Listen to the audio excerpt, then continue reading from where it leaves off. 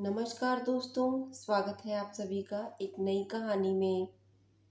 देखो वर्मा जी की बहू कितनी समझदार है। इसे कहते हैं एक आदर्श बहू। इसे कहते हैं माता पिता के संस्कार। अपनी सास ननद की कितनी सेवा करती है, सारी घर का काम कितनी तेजी से करती है। और एक मेरी बहू है जिसे कोई काम ठीक से नहीं होता। हाँ, जॉब वाली बहू है देखो। और तुम्हारी बहू को देखो, कुछ नहीं करती। अम्मा जी और ननंद रानी सुबह से ताने मारने में लगी हुई थी। आशा यह सोच रही थी कि आखिरकार मेरी सेवा में कहाँ कमी रह गई। हमेशा दूसरों की बहुओं का पलड़ा हमेशा भारी क्यों होता है। आस पड़ोस की शादी क्या होती है, अम्मा जी के तो तेवर ही बदल जाते हैं। दूसरों की बहू में आदर्श बहू नजर आने लगती है और खुद की बहू में हमेशा कमियां नजर आती हैं। आशा अम्मा जी की बड़ी बहू है। अम्मा जी कहने को तो 65 साल की है, लेकिन आस पड़ोस के लोग उन्हें इसी नाम से पुकारते हैं। काफी पहले उनके पति दुनिया से सिधार चुके हैं। उनके दो बेटे हैं, बड़ा बेटा रमेश, उसकी बहू आशा और छोटा बेटा सुरेश, उसकी पत्नी अनीता और एक बेटी मधु है जिसकी शादी हो चुकी है, लेकिन अम्मा जी की मेहरबानी से ससुराल से ज्यादा अपने पीहर में नजर आती है। दो प्यारे पोते हैं। अम्मा जी को अपने बच्चे सर्वगुण संपन्न लगते हैं और बहुएं कामचोर नजर आती हैं। उनकी इसी आदत ने अनीता को अपने पति के साथ दूसरे शहर में रहने चली जाती है।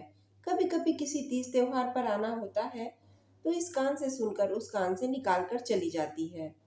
लेकिन सास ननद की बातों को भुगतना तो आशा को पड़ता है।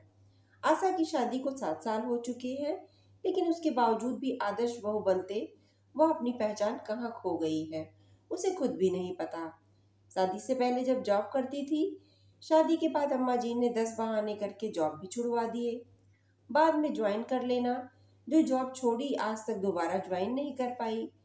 घर के कामों से फुर्सत ही नहीं मिलती। अम्मा जी के भाई के घर में शादी थी, तो वापस आने के बाद उनकी नई बहू के भी अम्मा जी ने खूब तारीफ के पुल बांधे। देखो जॉब वाली बहू है, घर और जॉब दोनों संभालती है, और एक हमारी बहू को देखो कुछ नहीं कर पाती। मेरे ही पल्ले ऐसी बहुएं क्यों पड़ गईं। ननद भी क्या कम थी, उसने भी आग में घी डालने का काम किया। अरे माँ तू तो रहने दे, जब बैठे बैठे सब कुछ खाने को मिल रहा है तो कोई क्यों काम करे।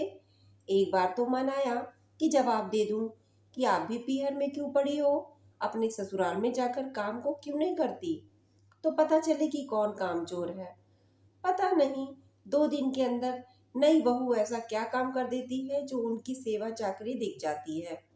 पर फिर ये सोचकर चुप रह गई कि चिकने घड़े पर असर ही कितना होता है।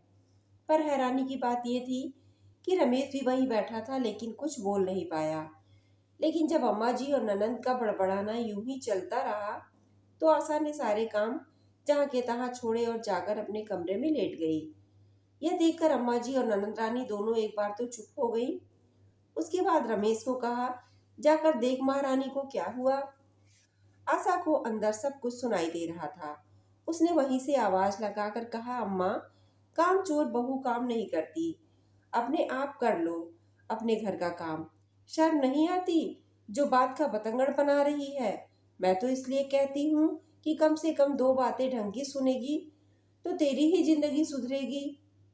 मैं कहाँ बतंगड़ बना रही हूँ, मैं तो आप ही लोगों की बात पर अमल कर रही हूँ। एक बात बताइए, मुझे कहाँ से लाते हो आप आदर्श बहू का तराजू, और उस तराजू में हमेशा पड़ना आपकी बहू का ही क्यों हल्का होता है। 7 साल हो गए आदर्श बहू बनते बनते, पर आज तक तो नहीं बन पाई, कुछ और ही बनकर रह गई। मैंने आप लोगों के लिए जॉब तक छोड़ा, अपना सुकून छोड़ के आप लोगों को खुश करने में लगी रही, लेकिन कभी आदर्श बहू नहीं बन पाई। अब मुझे समझ आ गया, ये आदर्श वादर्श कुछ नहीं होता, क्योंकि अगर आप आदर्श बहू होने का मतलब जानती तो पहले अपनी बेटी को बनाती। यह सुनकर अम्मा जी ननंद रानी दोनों चुप रह गई। पर आज आशा ने एक बात जरूर सीखी कि कुछ लोगों की आदत होती है, उनको अपने आप पर त्याग कभी नजर नहीं आता।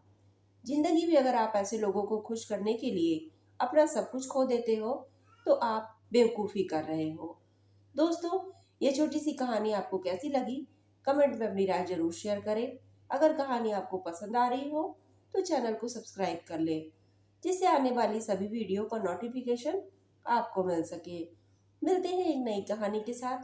तब तक के लिए धन्यवाद।